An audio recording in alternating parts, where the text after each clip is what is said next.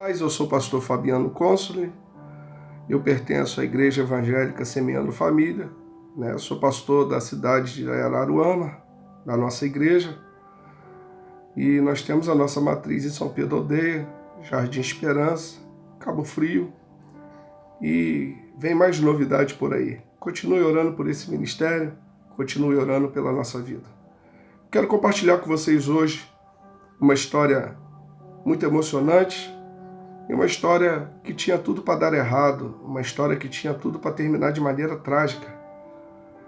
Mas através de uma pessoa, ela tem um curso totalmente mudado e ela tem a história totalmente transformada. Então eu queria, antes de mais nada, dizer que você deve se conectar com pessoas que mudam a sua história, que mudam a sua realidade.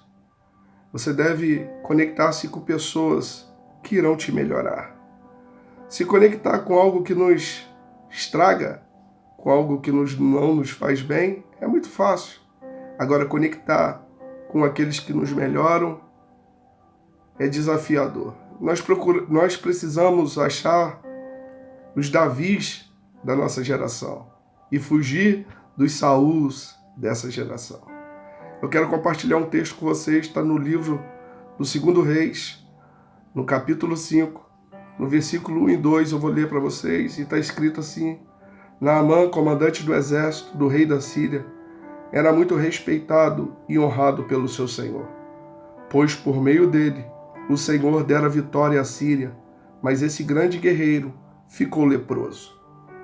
Ora, as tropas da Síria haviam atacado Israel e levado cativo uma menina que passou a servir a mulher de Naamã. Um dia ela disse à sua senhora: se o meu senhor procurasse o profeta que está em Samaria, ele curaria da lepra. O que eu quero dizer para você é que você está uma pessoa de distância para mudar o rumo e a história da sua vida.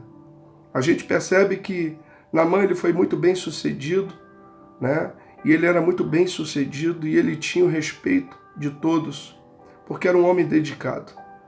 Agora, eu percebo quando eu olho para o quadro dessa menina, ela tinha tudo para desejar que esse homem morresse de lepra. Ela tinha tudo, até porque ela foi traga através de sua ordem. Ela foi raptada, sequestrada. E ela ali se tornou uma escrava na sua casa.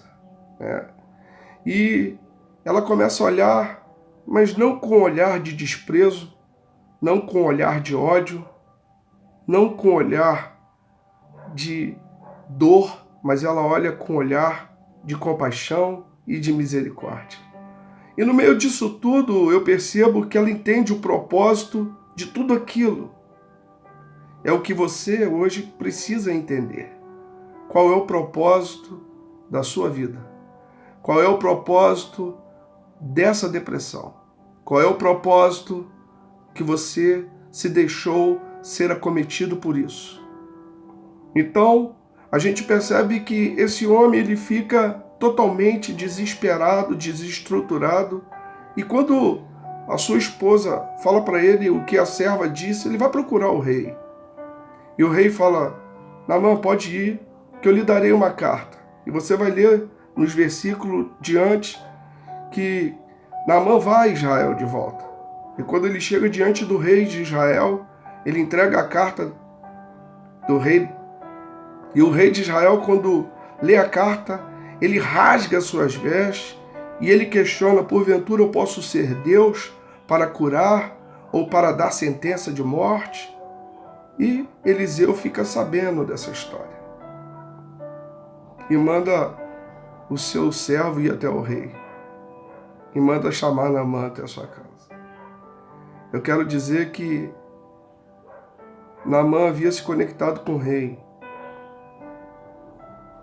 Você precisa se conectar com a pessoa certa. Naamã, ele vai até o rei se desespera porque não tinha como resolver o problema de Naamã. Eu quero dizer uma coisa para você. Talvez você já procurou todo mundo. Talvez você já procurou ajuda nos maiores lugares que você possa alcançar. Você pode ter procurado os melhores psicólogos.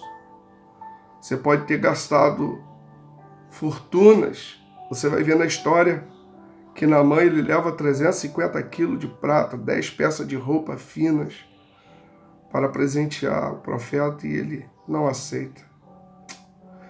Eu quero dizer uma coisa para você.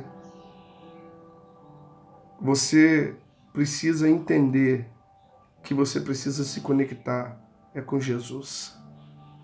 Pois Ele é que é o mediador de cura, Ele que é o mediador da paz, da libertação sobre a sua vida.